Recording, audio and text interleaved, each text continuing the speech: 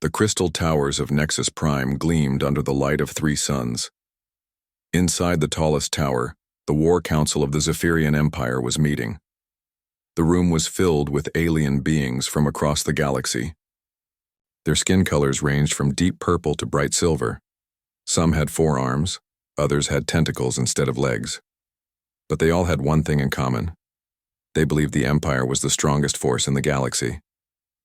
Admiral Vextar stood at the head of the massive table. His blue skin had dark stripes that showed his high rank. His 4 eyes scanned the data screens floating in front of him. The information coming in was about a small planet far away in an unknown part of space. "Earth," he said, his voice filled with amusement. "That is what these creatures call their world." The other council members leaned forward to look at the pictures on the screens. They saw a blue and green planet with white clouds. It looked peaceful and quiet. Nothing special about it at all. "What do we know about these humans?" asked General Crixpole. She was from a race that looked like large insects. Her compound eyes reflected the light from the screens. Vextar touched a control and more images appeared. They showed human ships floating in space. The ships looked crude and simple compared to the sleek vessels of the Empire. The human ships were made of basic metals and had simple designs. They looked like boxes with engines attached to them. "Their technology is very primitive," Vextar explained. "They have only had faster-than-light travel for a few years. Their weapons are still based on throwing metal pieces at high speed. They call them bullets and missiles." Laughter filled the room. The idea of using such old-fashioned weapons seemed funny to beings who had plasma cannons and energy shields. "Look at this," Vextar continued. He showed them a video of human soldiers training. The humans wore heavy armor and carried weapons that shot metal bullets. They still fight on foot like ancient warriors. They have not learned to use weapons properly. High Commander Zelkas was the most powerful military leader in the Empire. He was tall and thin with pale white skin and no hair. His people were known for being very smart and very cruel. He watched the human videos with growing amusement. "These creatures are barely more than animals," Zelkas said. His voice was cold and harsh. "Look how they move. See how they react with emotion instead of logic. They are like the primitive species we found on Corvus Prime, all anger and no intelligence." The council members nodded in agreement. They had conquered many worlds before. Most species surrendered quickly when they saw the Empire's advanced technology. The few that tried to fight were crushed easily. "What about their population?" asked Minister Kexelan. She was in charge of finding new slave workers for the Empire's factories and mines. "About 8 billion individuals on their homeworld," Vextar replied. "Several million more spread across a few nearby planets. They seem to breed quickly, which could be useful for labor." "Perfect," Kexelan said with satisfaction. "After we defeat their primitive military, we can put them to work in the deep mines of Zarian. Their emotional nature might make them difficult at first, but proper training will fix that." High Commander Zelkas stood up and walked to the large window that looked out over the city. Below him, millions of beings from hundreds of different worlds lived and worked under Empire rule. Some had joined willingly when they saw the benefits. Others had been conquered and learned to accept their new lives. "Send the Third Fleet," he decided. 12 dreadnoughts should be more than enough to handle these humans. We do not want to waste resources on such weak opponents. "Sir," said Admiral Vextar, "perhaps we should send more ships. We know very little about their actual military strength." Zelkas turned around and stared at the Admiral with his cold, black eyes.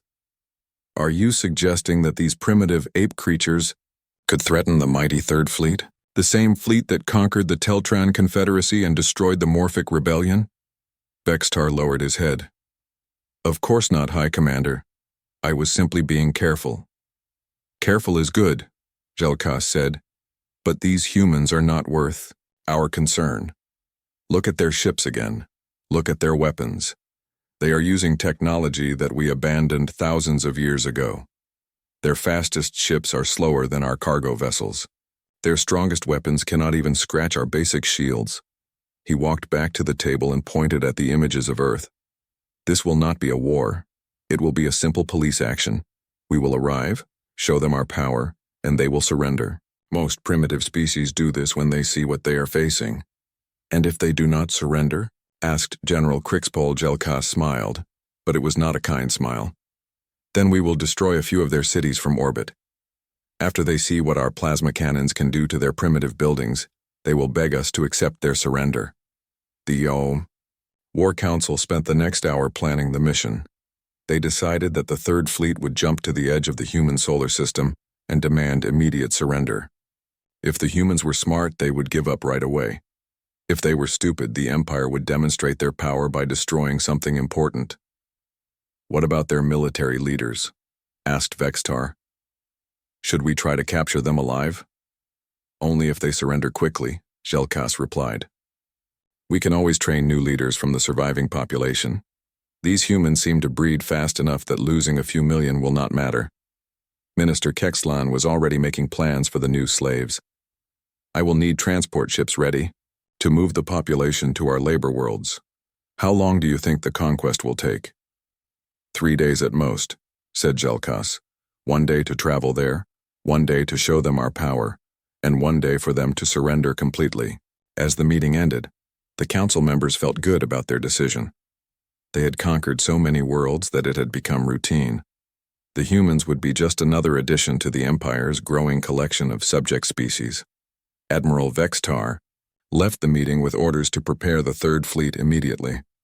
The ships would be loaded with invasion troops, plasma bombardment weapons, and everything needed for a quick conquest.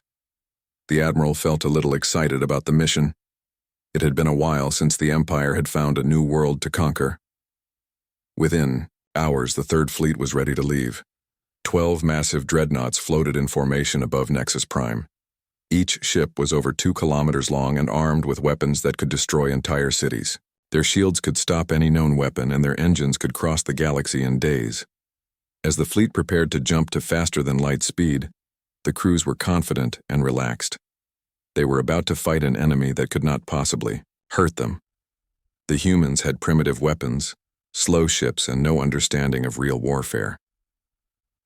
High Commander Jelkas watched from his office as the Third Fleet disappeared into hyperspace. In a few days, the Empire would have a new world full of workers and resources. The humans would learn what happened to species that tried to exist without Empire protection. He had no idea that he had just made the biggest mistake in the Empire's long history.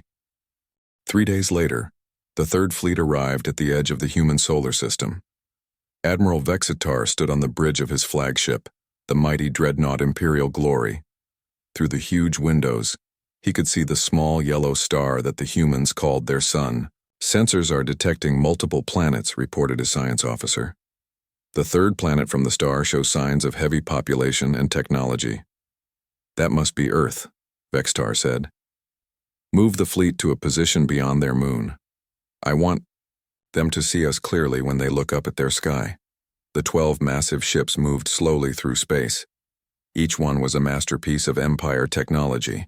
Their hulls were made of quantum-hardened metal that could survive direct hits from plasma cannons. Their shields could stop anything the humans might throw at them. As they got closer to Earth, the sensors picked up more details.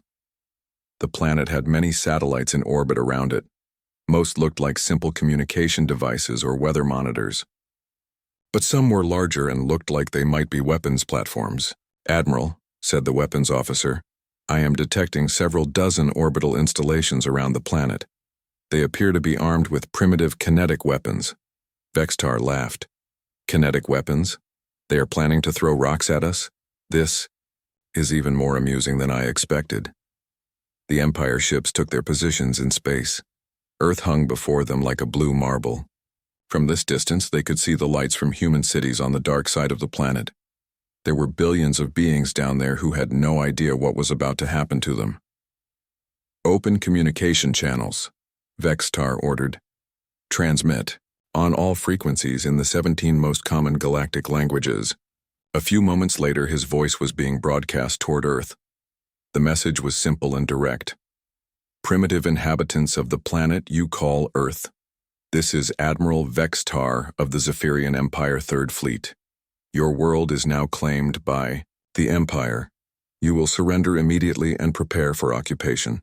Any resistance will be met with total destruction. The Admiral sat back in his command chair and waited. Most species took a few hours to respond to first contact.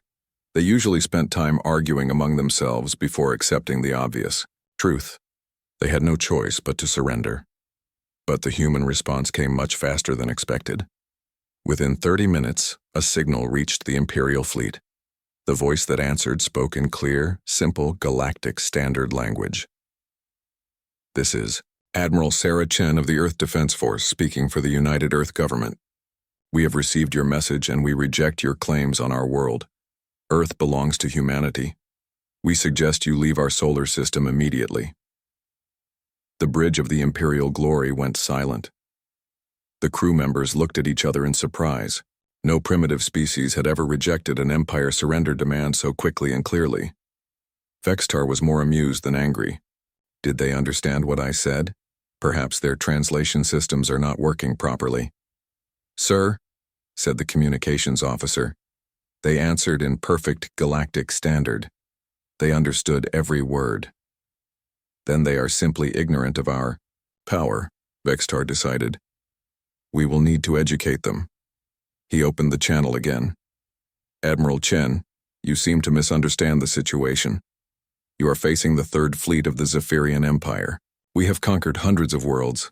Your primitive weapons cannot harm our ships. Surrender now and your people will be treated well as new citizens of the Empire.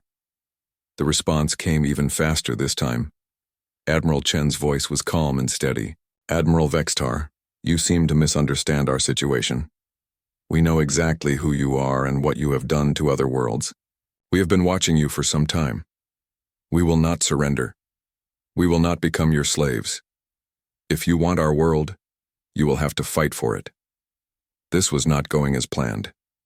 Vexitar had conquered dozens of worlds, and this had never happened before. Species either surrendered immediately or begged for more time to consider their options.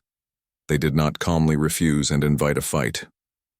Admiral, said his tactical officer, perhaps we should demonstrate our capabilities? A small show. A force might change their minds. Vextar nodded. That made sense. These humans had never seen Empire weapons in action. Once they understood what they were facing, they would surely become more reasonable. Target one of their orbital stations, he ordered. The largest one. Use minimal power.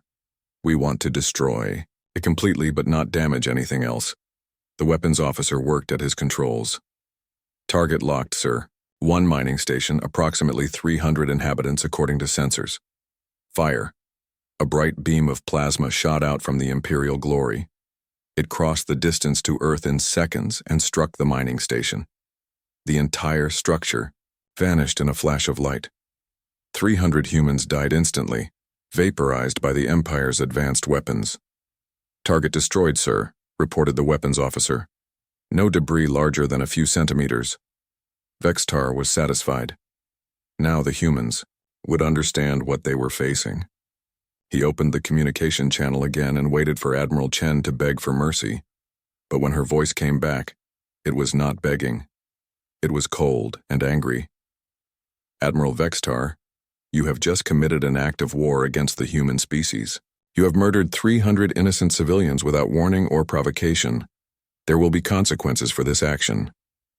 The only consequence, Vextar replied, will be the complete surrender of your species. That was just a small taste of our power. Surrender now or we will destroy your cities one by one. What came next shocked everyone on the Imperial Bridge. Instead of fear or panic, they heard something they had never heard from a primitive species. Before determination, Admiral Vexitar, Chen said, let me make something very clear. Humanity does not negotiate with murderers. We do not surrender to bullies. We do not bow down to those who kill innocents. You want a war with the human race? You have one. The communication channel closed with a sharp click. Vextar stared at the silent communication console. In his long military career, he had never encountered a response like this. Primitive species were supposed to be afraid when they saw empire, power. They were supposed to realize they had no chance and give up quickly. Sir, said his science officer, I am detecting unusual activity on the planet's surface. Energy readings are increasing rapidly across multiple continents. What kind of activity? Unknown, sir. The patterns do not match anything in our databases. Vextar was starting to feel concerned. These humans were not behaving like any primitive species he had ever encountered, but surely they could not pose a real threat to the Third Fleet. Their technology was hundreds of years behind the Empire. Move the fleet into bombardment position, he ordered. If they want to play war, we will show them what real warfare looks like. As the Imperial ships moved closer to Earth, Admiral Vextar had no idea that his demonstration of power had just triggered something that had been waiting and preparing for exactly this moment. The humans were not panicking or surrendering. They were activating the largest military force in the galaxy's history. Down on Earth, Admiral Sarah Chen stood in the command center deep beneath the Rocky Mountains. Around her, hundreds of technicians worked at computer terminals. Giant screens showed the positions of the Empire ships and the status of Earth's defenses. But Chen was not looking at the screens showing Earth's defenses. She was looking at screens showing something else entirely, screens that Admiral Vextar could not see and would never have believed. She picked up a secure communication device and spoke one simple word. Execute. Across the solar system, in Minty, hidden bases and camouflaged installations, humanity's true fleet began to wake up. As the Imperial Third Fleet moved into position around Earth, none of the Empire crews knew they were being watched. Hidden deep in the asteroid belt, Intelligence Officer Zexlin of the Empire Scientific Division was completing a secret report that would never reach Admiral Vextar in time. Zexlin was different from most Empire officers. While others focused on military power and conquest, she studied the species they encountered. Her job was to understand how conquered peoples thought and what made them dangerous. For the past 6 months, she had been secretly studying humanity. Her findings terrified her. Computer, begin recording classified report 7749 Alpha, she said to her hidden observation post. Subject, detailed analysis of species designation human on planet Earth. The computer acknowledged her command and began recording. Zexlin had been putting off writing this report because she knew no one would believe it. But after intercepting the communications between Admiral Vextar and the human Admiral Chen, she realized she had to try. Initial classification of humans as primitive warriors is completely incorrect, she began. After extensive observation and analysis, I must conclude that humans are the most dangerous species we have ever encountered. She pulled up her research files on the main screen. Months of careful study had revealed truths about humanity that the Empire War Council had missed completely. First, environmental analysis of Earth reveals conditions that would be lethal to most known galactic species. Gravity is 1.7 times galactic standard. The atmosphere contains 21% oxygen, which is toxic to 73% of known species. Surface temperatures range from levels that would freeze Zephyrian blood to heat that would kill morphic warriors. She paused to look at video files of human activities. The Empire had seen these same videos but had not understood what they were really watching. But humans evolved in these conditions. They are not primitive. They are survival specialists. Their physical capabilities are extraordinary. Average human strength is equivalent to our heavy combat units. Their reaction times and endurance exceed any other species in our database. The files showed humans running long distances, lifting heavy objects and surviving in environments that would kill most galactic species within hours. What the Empire had seen as crude physical activity was actually evidence of incredible biological engineering. Second, psychological analysis reveals a species evolved for warfare and survival under extreme pressure. Humans have been fighting continuous wars for their entire recorded history. Not occasional conflicts, constant warfare spanning thousands of years. Zexlin brought up historical data that had taken her months to piece together. Human history was a story of endless conflict but not mindless violence. It was sophisticated, strategic warfare that had driven rapid technological advancement. Their weapons development progressed from stone tools to nuclear weapons in less than 10,000 years. Most galactic species took 100,000 years to achieve similar advancement. Humans reached their current technology level not through peaceful development but through military necessity. She showed charts comparing human technological advancement to other species. The lines were shocking. Humanity had advanced faster than any known civilization, driven by the need to build better weapons and defenses. Third, and most critically, humans have been preparing for galactic contact since achieving faster-than-light travel.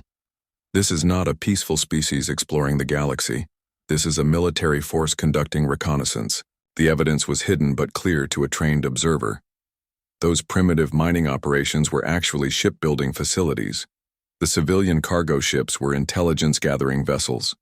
The simple trade missions were cover for placing supply, depots and communication networks throughout local space. Analysis of human ship movements over the past 2 years reveals a pattern consistent with military preparation for large-scale conflict. They have been studying our technology, our tactics, and our weaknesses while presenting themselves as harmless primitives. Zexlin's most disturbing discovery was in the economic data. Humans had converted their entire civilization into a military-industrial complex. Every colony, every factory, every research facility was connected to a massive war production system. Their entire species appears to be organized for warfare. Unlike other civilizations that maintain separate civilian and military sectors, humans have unified their society around the concept of total war. Every citizen receives military training. Every industry contributes to weapons production. She pulled up population figures that the Empire had dismissed as evidence of primitive breeding habits. But Zexilin saw the truth. Humans were not breeding randomly. They were maintaining a population large enough to sustain massive military losses while continuing to fight. Current intelligence estimates human population at 8.2 billion on Earth, plus 2.4 billion across 47 colony worlds. But these numbers reflect a species that has planned for extended conflict. Birth rates, resource allocation, and colony placement all indicate preparation for a war of attrition lasting decades. The most frightening part of her research was the psychological profiles. Humans did not think like other species. They did not seek to avoid conflict or find peaceful solutions first. They prepared for war while hoping for peace, but they were always ready to fight. Human psychology includes several factors unknown in other species. They possess a concept called pack loyalty that extends beyond family groups to their entire species. They will sacrifice themselves for strangers who share their genetics. They view death in combat as acceptable if it protects other humans. Zexilin had studied the intercepted human communications during first contact with other species. While most civilizations approach contact with curiosity and hope, humans approached it with caution and preparation. They assumed that other species might be threats and planned accordingly. Most critically, humans possess a psychological trait they call spite. If attacked, they will seek to inflict maximum damage on their attackers, regardless of cost to themselves. This is not logical behavior, but it makes them extremely dangerous. Opponents. As she compiled her report, Zexilin realized that the Empire had made a terrible mistake. They had seen human ships and weapons and assumed they understood human capabilities. But those ships and weapons were not the real threat. The real threat was what humans were planning to do with them. "Computer, priority addition to report," she said urgently. "I have detected massive energy signatures throughout the human solar system. Something is powering up, something much larger than anything in our intelligence files." Her sensors were picking up readings that made no sense. The energy output was too large for the primitive human installations she had been monitoring. It was as if entire fleets of ships were suddenly drawing power from hidden sources. Recommendation: immediate withdrawal of Third Fleet pending further intelligence gathering. Humans are not what they appear to be. Repeat, humans are not what they appear to be. Zexilin tried to transmit her report to Admiral Vextar, but her communication system gave her an error message. Something was interfering with her signal. As she worked to clear the interference, her sensors detected something that made her blood run cold. Ships. Hundreds of them. Thousands of them. They were appearing throughout the solar system like ghosts materializing from empty space. Massive energy signatures that dwarfed anything in the Empire's fleet. And they were all moving toward the same destination. They were moving toward Admiral Vextar and the Third Fleet. Zexlin stared at her sensors in shock. The humans had not been building a primitive defense force. They had been building the largest military fleet in galactic history. And they had hidden it so well that the Empire's best intelligence officers had never suspected it existed. Computer emergency transmission to High Command, she ordered. Classification Galactic Priority 1. Message: we have made a terrible mistake. The humans are not primitives. Repeat, the humans are not primitives. Third Fleet is in immediate danger. Recommend full retreat. But as she tried to send the message, her equipment detected something else. Faster-than-light communication jammers had just been activated throughout the system. The Third Fleet was cut off from the Empire. They could not call for help, and they could not retreat. Admiral Vextar and his 12 dreadnoughts were trapped in a solar system with the most dangerous military force in the galaxy, and they had no idea what was about to happen to them. Zexlin could only watch in horror as humanity prepared to show the galaxy what they were really capable of. Admiral Vextar was studying the tactical displays when his science officer suddenly stood up from her station. Her face had gone pale, and her 4 hands were shaking as she checked her instruments again. "Admiral," she said in a voice that was barely a whisper, "you need to see this." "What is it, Lieutenant?" Vextar asked, annoyed at the interruption. He was planning the orbital bombardment of Earth's major cities. The humans had refused to surrender, so they needed to be taught a lesson. "Sir, I am detecting massive energy signatures throughout the system. They are everywhere." Vextar moved to her station and looked at the sensor readings. At first he thought there must be a malfunction. The displays showed thousands of contacts appearing in space around them. Ships, enormous ships. "This cannot be correct," he said. "Run a full diagnostic on all sensor systems." "I have already run 3 diagnostics, sir. The readings are accurate. There are ships decloaking throughout the entire solar system."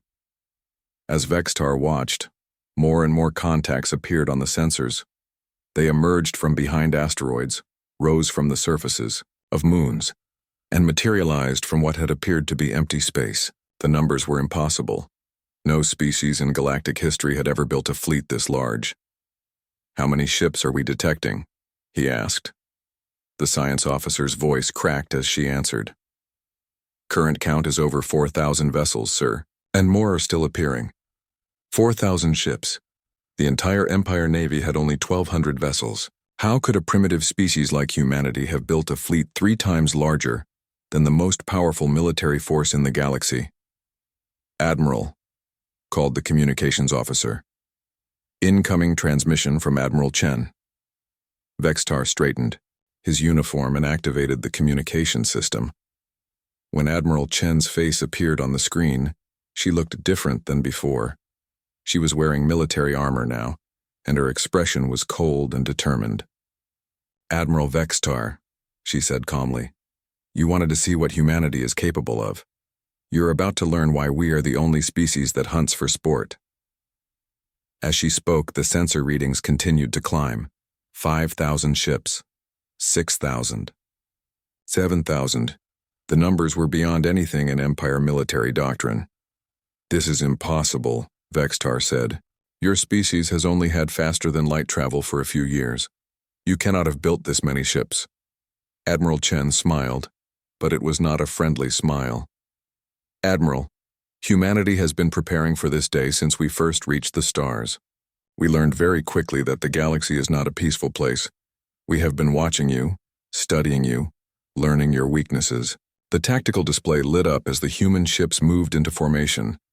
They were not moving like a primitive fleet. Their movements were coordinated and precise, showing a level of tactical sophistication that matched the Empire's best units.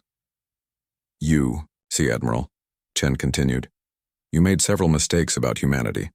First, you assumed our ships were primitive because they looked simple, but we built them for function, not appearance.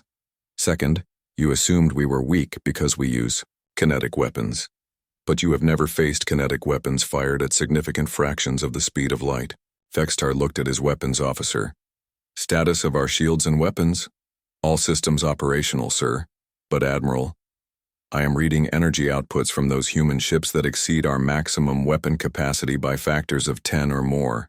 Impossible. Their technology is centuries behind ours. Sir, the tactical officer interrupted. The human fleet is taking attack formation. I count over 12,000 vessels now. Some of them are larger than anything in our databases. Admiral, Chen's voice cut through the bridge chatter.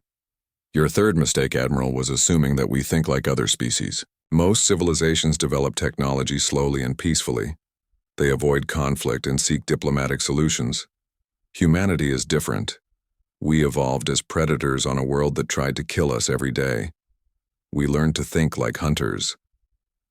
The human ships began to accelerate, but these were not the slow, clumsy vessels that the Empire had observed before. They moved with the grace and speed of natural predators.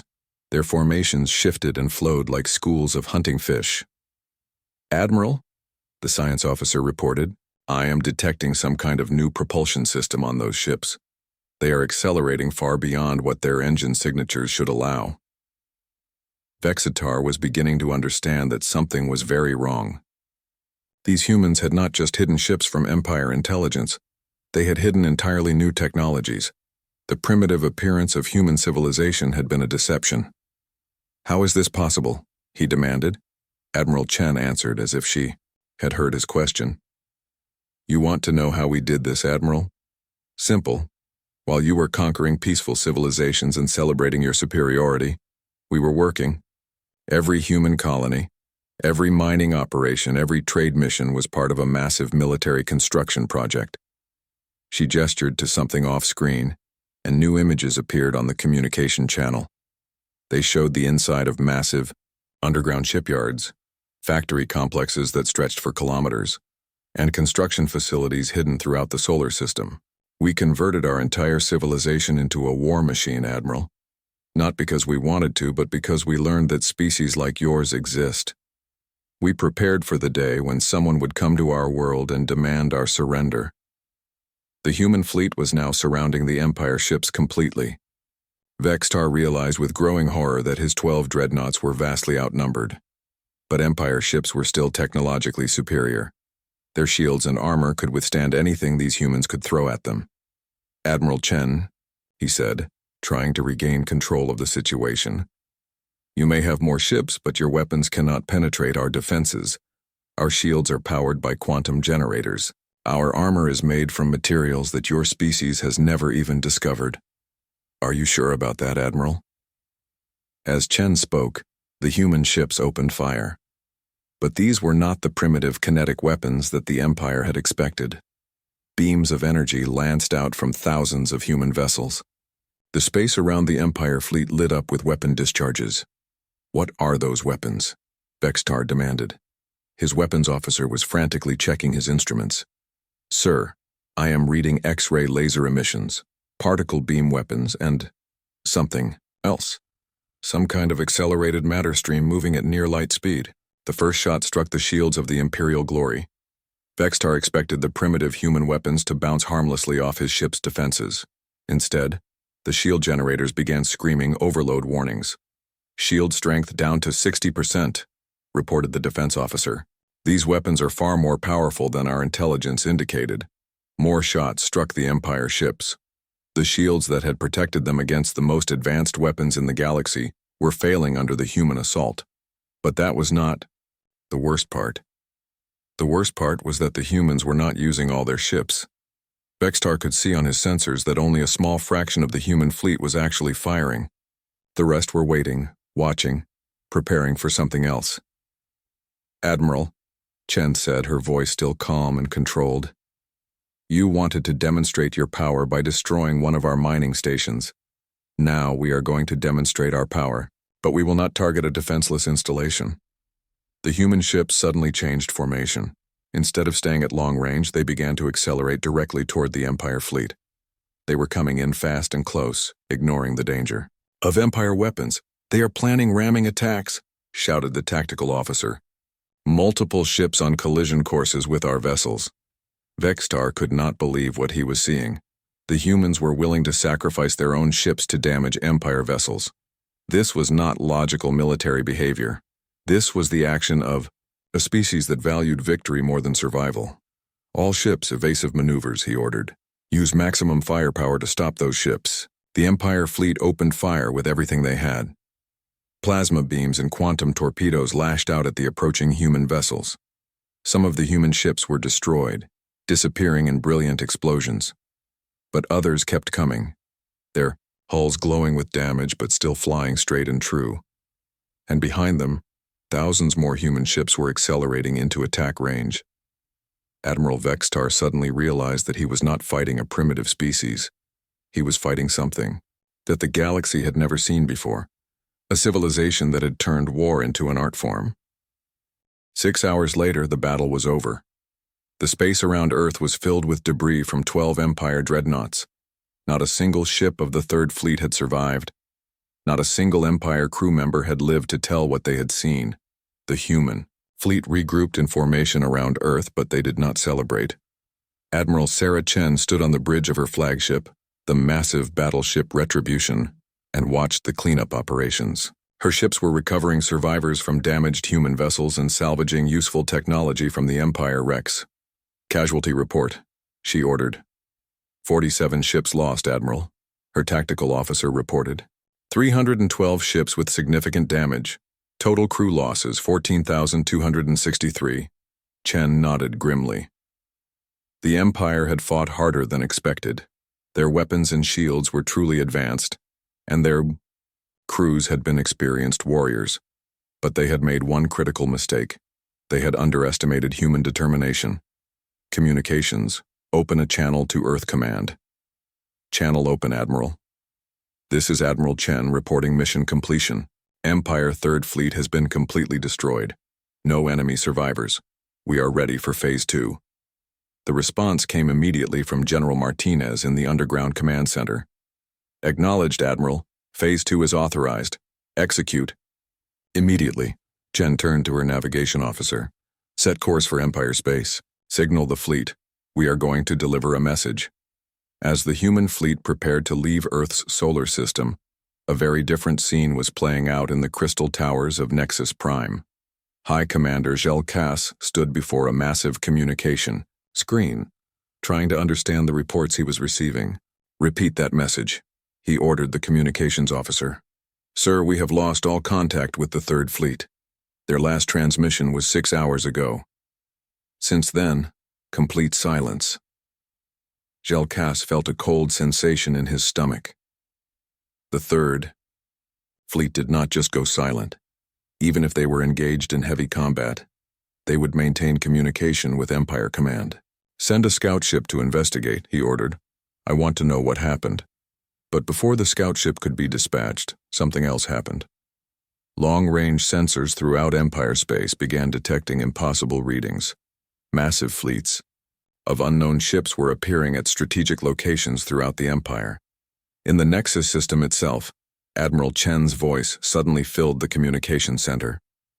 Her transmission was being broadcast on every frequency and was reaching every planet in the Empire. Citizens of the Zephyrian Empire, her voice said calmly. This is Admiral Sarah Chen of the Human Defense Fleet. We are broadcasting this message from 67 locations throughout your territory. Zhel Cass stared at the communication screen in shock. Human ships in Empire space? How was that possible? How had they moved so many vessels so far so quickly? Your Third Fleet attacked our world without provocation and murdered our civilians, Chen continued. Admiral Vextar demanded our surrender and threatened to destroy our cities. We have a response to that threat. The message paused, and new images appeared on screens throughout the Empire. They showed the debris field where the Third Fleet had died.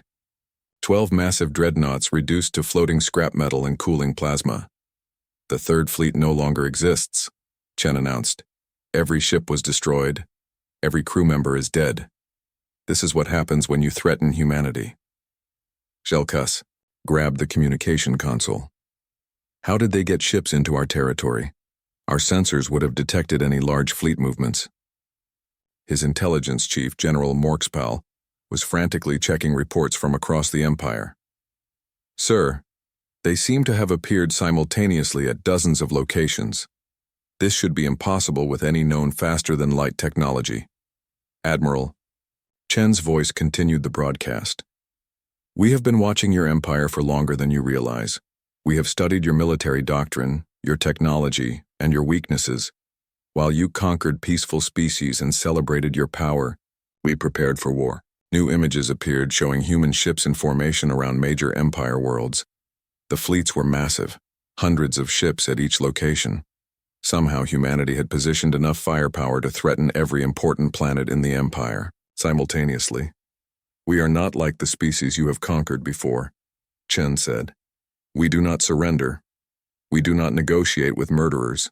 We do not forgive unprovoked attacks on our people." Gelkas tried to open a communication channel to respond, but his equipment was not working. Somehow the humans were jamming Empire communications throughout their own territory. "You will withdraw immediately from all systems claimed by humanity," Chen's message continued. "You will pay compensation to the families of the civilians you murdered. You will release all slaves currently held in Empire labor camps. And you will acknowledge humanity's right to exist as a free and independent species." The High Commander looked around his command center. His officers were staring at their instruments in confusion and fear. The Empire's most advanced technology was being blocked and jammed by a species they had dismissed as primitive. "But most importantly," Admiral Chen said, "you will remember this lesson. Humanity is now part of galactic civilization. We are armed, we are organized, and we are very good at warfare. Any species that threatens human worlds will face the same fate as your Third Fleet." The images on the screen changed again. This time they showed human ships positioned around the Empire's most important military bases, industrial worlds, and government planets. The message was clear. Humanity could strike anywhere in the Empire whenever they chose. "We do not seek conquest," Chen continued. "We do not want your territory or your resources. We want only to be left alone to live in peace. But if you force us to fight, we will fight. And as you have learned today, when humanity fights, humanity wins." Gelkas finally found his voice. "This is impossible," he shouted at the screen. "No species can build a fleet this large. No species can move ships this far without being detected." As if she had heard him, Admiral Chen smiled.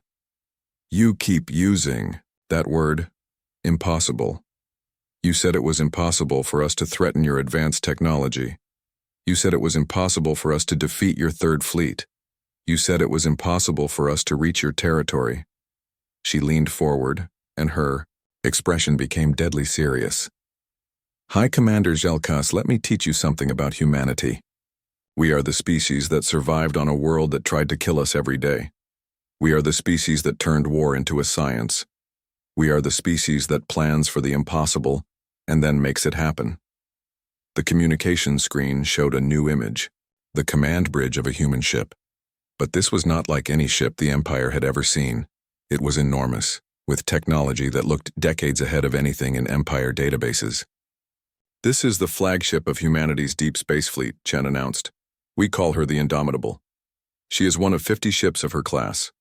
They have been patrolling the galaxy for 2 years, watching species like yours and preparing for this day."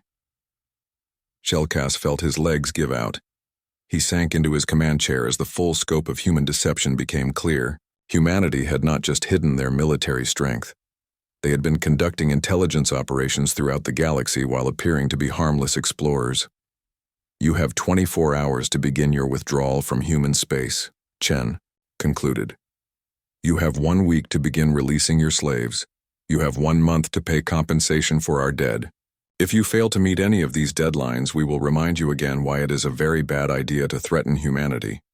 The transmission ended, leaving the Empire Command Center in stunned silence. General Morkspal was the first to speak. "Sir, what are your orders?" Gelkas stared at the empty screen for a long time before answering. The Empire had conquered hundreds of worlds and defeated dozens of species. They had always been the strongest, the most advanced, the most feared military force in the galaxy, but they had never faced anything like humanity before. Send word to all fleet commanders, he said quietly. New standing orders for all Empire forces. If you encounter human ships, do not engage, do not threaten, do not approach without permission. He stood up slowly, feeling older than his many years. And send a message to the diplomatic corps. We need to negotiate with the humans immediately. As his officers hurried to carry out his orders, Jelkas looked out the window at the stars. Somewhere out there, Admiral Chen and her fleet were waiting to see what the Empire would do next. The galaxy had a new power to respect. Humanity had announced its presence with a simple message. We are here. We are armed. And we do not forgive.